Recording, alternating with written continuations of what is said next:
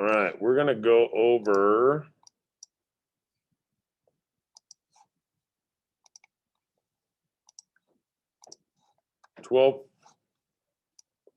section 12.4.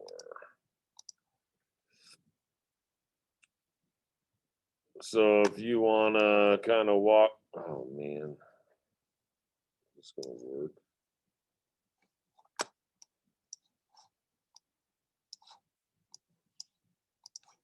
Sorry, the screen is all messed up.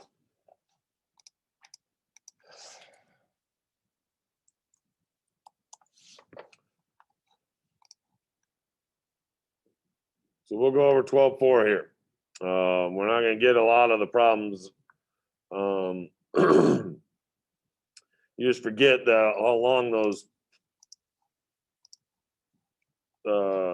things take. So that's totally okay. But we can at least cover it and maybe go over the work together today. So what we're talking about is we're just going to write some checks. We've been messing with payroll, and we figured out, we've talked about how the more allowances you have, the more taxes you get to keep, the more money you get to keep, the less taxes taken out. We've talked about married and single. We've gone through and done like hourly wages, overtime wages, total earnings, going through some deductions with your single and married charts, some of those taxes. Okay, we talked about tax base. Now we got the payroll register set up with all our employees. We have our earnings record, and now we need to officially get these people paid, our employees paid. Okay, so this is kind of their check stub that they want you to kind of have. You get a check, you'd rip it off if you got the check. Here is a check that we are writing to our payroll account. Okay. And what we're trying to do. So we're ready. We've done the payroll register. Now we need to pay people. Well, we're not going to pay them out of our general account. We're going to pay them. We have out of First American Bank, we have our general account and we have payroll. The reason you have a payroll account is to have a little more cash control, checks and balances. You don't want somehow somebody paying somebody extra, getting kickbacks, things like that. And so what this amount is the net pay. So when you are figuring out the payroll register, this is the net pay amount. So we would write out of our general account to the payroll account the amount of $6,249.87, which is the amount that we figured net pay was. Okay. And that just gives us a little bit of cash control.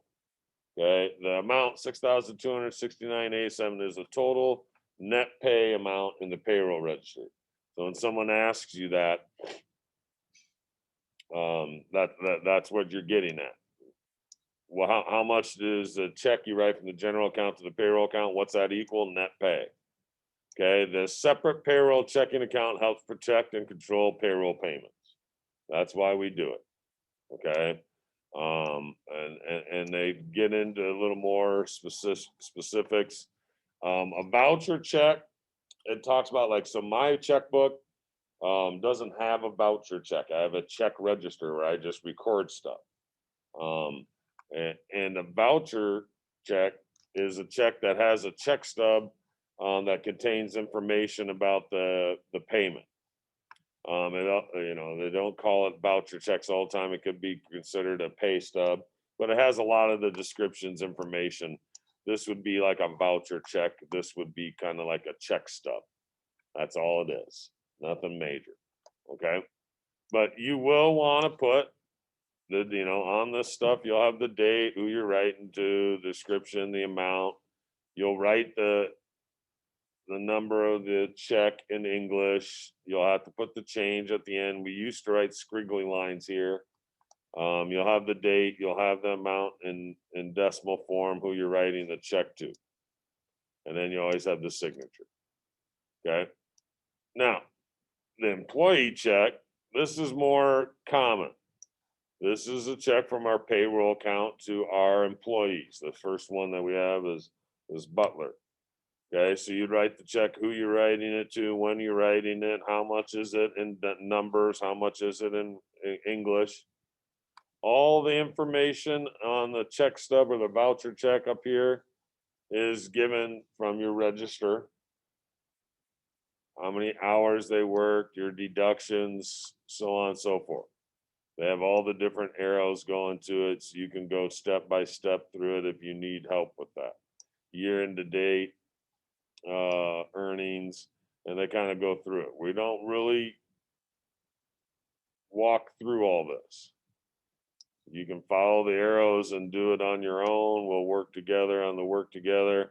Where do you get this information for the employee payroll checks?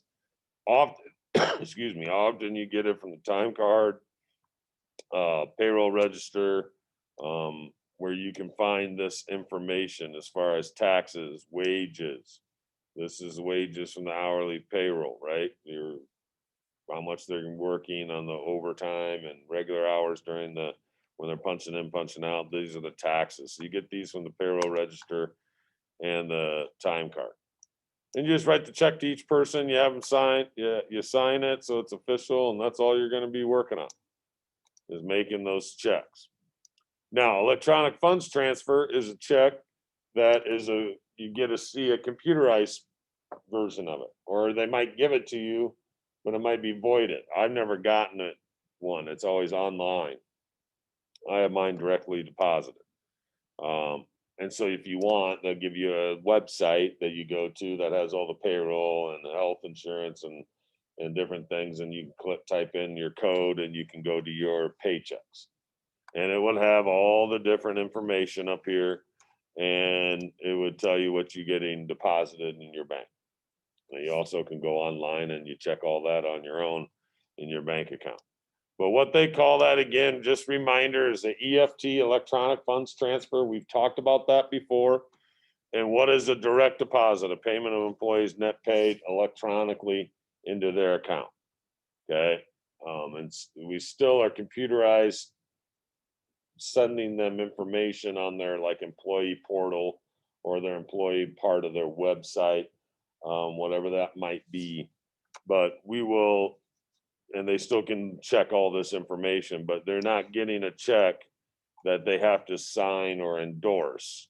They're getting a direct deposit confirmation and that it's been put into their check. Okay.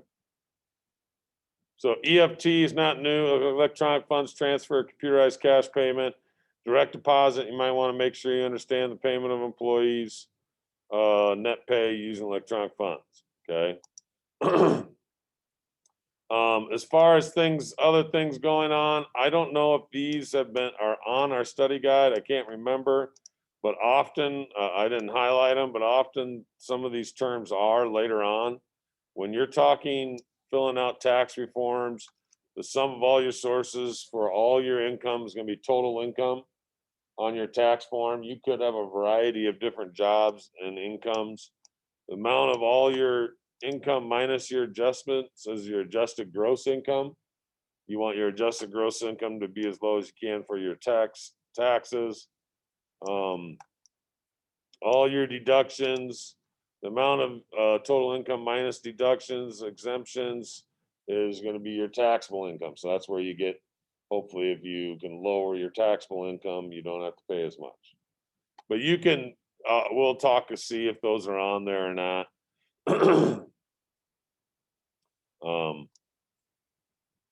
But they're not really part of your problems or anything. Okay. We only have a few minutes left, so we'll just stop there. That's 12-4 notes. We will come in and do the work together and app the next time we meet.